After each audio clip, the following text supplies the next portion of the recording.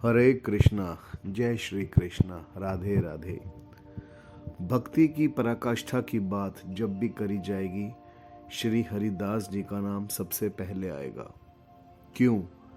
उनके भजनों ने, उनके गीतों ने भगवान कृष्ण और राधा जी को इतना प्रभावित किया कि वो एक रूप होकर बांके बिहारी के रूप में हमारे बीच में आए और आज भी विद्यमान है वृंदावन में श्री बांके बिहारी जी। आज का वीडियो श्री बांके बिहारी जी के नाम। सबसे पहले गुरु पूजा। ओम ओम ओम। गुरु ब्रह्मा गुरु विष्णु गुरु देवो महेश्वरा, गुरुरेव परब्रह्म तस्मै श्री गुरुवे नमः। आइए सबसे पहले जानते हैं बांके बिहारी जी की कथा और इतिहास क्या है। बांके बिहारी जी का मंदिर वृंदावन उत्तर प्रदेश में स्थित है और यह भगवान श्री कृष्ण को समर्पित है। लेकिन श्री कृष्ण जिसमें राधा सदैव सदैव है, कृष्ण और राधा एक है। यहाँ भगवान कृष्ण बांके बिहारी, बांके का अर्थ होता है जो बांसुरी के कारण एक जगह से मुड़ा हुआ हो, री यानी कि बिहारी जो विहार करता हो, जो वृंदावन के स्वामी के रूप में पूजे जाते हैं। बहुत सुंदर है इनकी कथा। बांके बिहारी की मूर्ति की प्राकट्य राधा कृष्ण के भक्त और सुप्रसिद्ध संत स्वामी श्री हरिदास जी के तप और भक्ति से हुआ। श्री हरिदास जी उदासीन वैष्णव थे। उनके भजन कीर्तन से प्रसन्न हो निधिवन से श्री बांके बिहारी जी प्रकट हुए।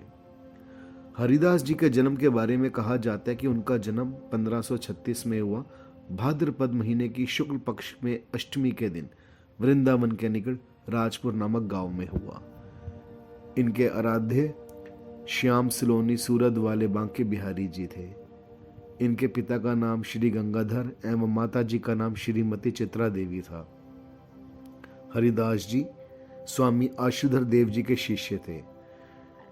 इन्हें देखते ही आशुधर जी देव जी जान गए कि ये सखी ललिता जी के अवतार हैं तथा राधा अष्टमी के दिन भक्ति प्रदायिनी श्री राधा जी के मंगल महोत्सव का दर्शन लाभ हेतु ही यहाँ पधारे हैं।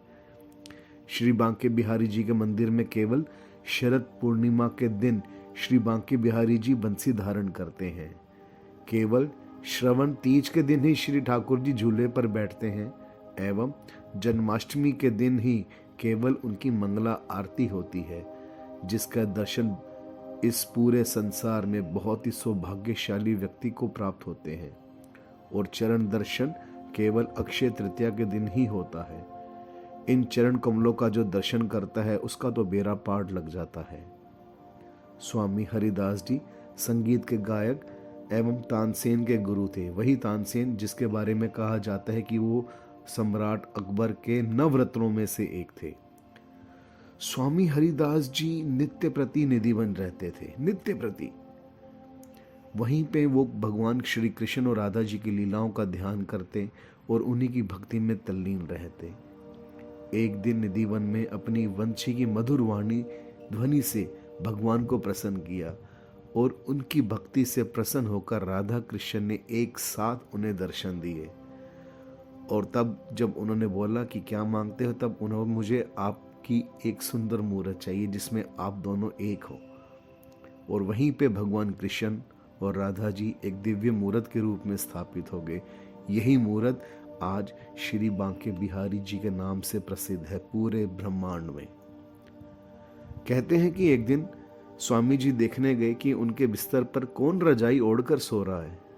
यह देखकर स्वामी जी बोले, अरे मेरे बिस्तर पर कौन सो रहा है? तो वहां स्वयं श्री बांके बिहारी जी सो रहे थे। शब्द सुनते ही बिहारी जी भागे, किंतु वे अपना चूड़ा एवं बंशी को बिस्तर पर रखकर चले गए। स्वामी जी की वृद्धावस्था थी। वृद्धावस्था में दृष्टि जीर्ण होने के कारण उन्हें कुछ खास नजर नहीं आया।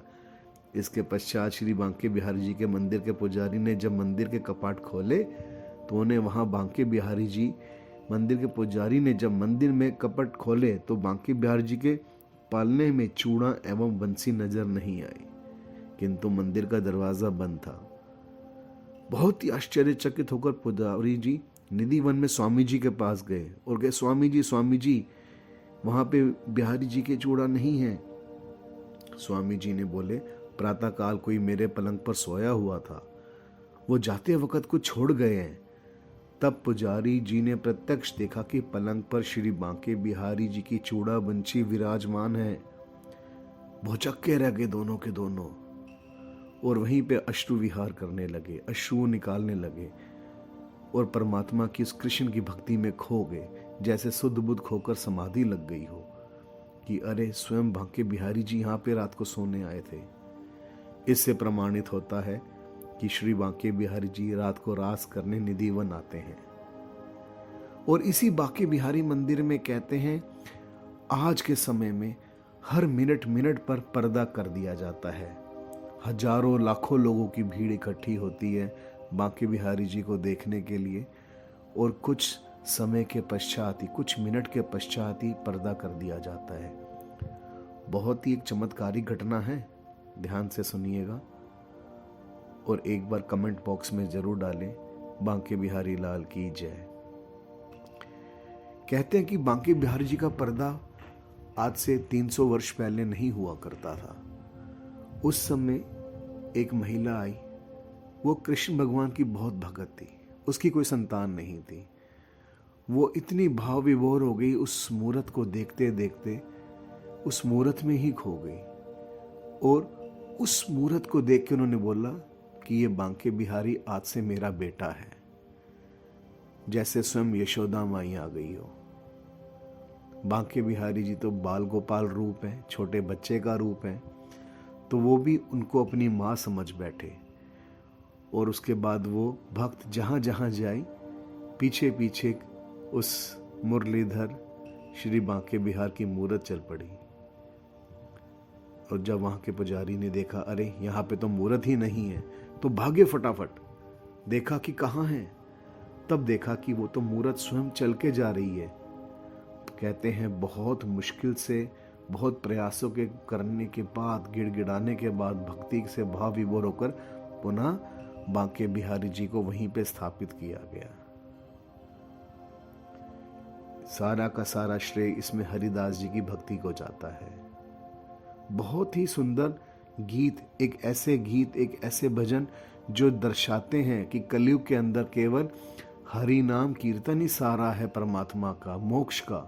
और ये सिद्ध किया श्री हरिदास जी ने कि मनुष्य यदि चाहे अपनी भक्ति से, अपने भजन से उस परम पुरुष परमात्मिक सत्ता को भी वापस कलयुग के अंदर अपने सामने प्रकट होने पर मजबूर कर देता है। वो कृष्ण की भक्ति में सदैव लीन रहते थे और उनका जीवन अत्यंत सादगी और सेवा में ही व्यतीत हुआ। वैसे तो बांके बिहारी जी की अनंत महिमा है, हरि कथा हरि अनंता, हरि कथा अनंता। मुख कम पड़ जाएंगे इस संसार के लोगों के, लेकिन हरि की कथा कभी समाप्त नहीं होगी। आज भी वो लोग बहुत भाग्यशाली होते हैं जो रात को उनकी शयन आरती के समय जाते हैं, सुलाने जाते हैं और कहते हैं भगवान जी का छोटा रूप है ये, इसको मॉर्निंग में, अर्ली मॉर्निंग नहीं उठाया जाता जैसे हर मंदिरों में होता है कि ब्रह्म मुहूर्त के अंदर। नहीं, यहाँ पे कृष्ण जी छोटे से बालक के रूप में विद्यमान है। उनको एक बालक की तरह सुबह के समय अर्ली मॉर्निंग नहीं उठाते, 8 बजे के आसपास वहाँ पे कपाट कहते खुलते हैं। आशा करता हूँ कि ये वीडियो आपको पसंद आया होगा। वृंदावन अवश्य जाएं, वहाँ पे श्री बांके बिहारी जी से अवश्य मिलें, अपने मन की बात कहें और विश्वास मानिए आपके मन की बात वो आपके बोलने से पहले ही समझ जाएंगे। लेकिन आपने भी एक बार उनको देख लिया, उनको अपनी आंखों में बसा लिया, तो फिर आप अपने आप के भी नहीं रहेंगे।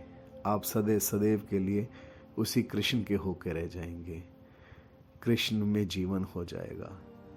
हरे कृष्णा हरे कृष्णा हरे कृष्णा। बोलो श्री बांके बिहारी लाल की जय।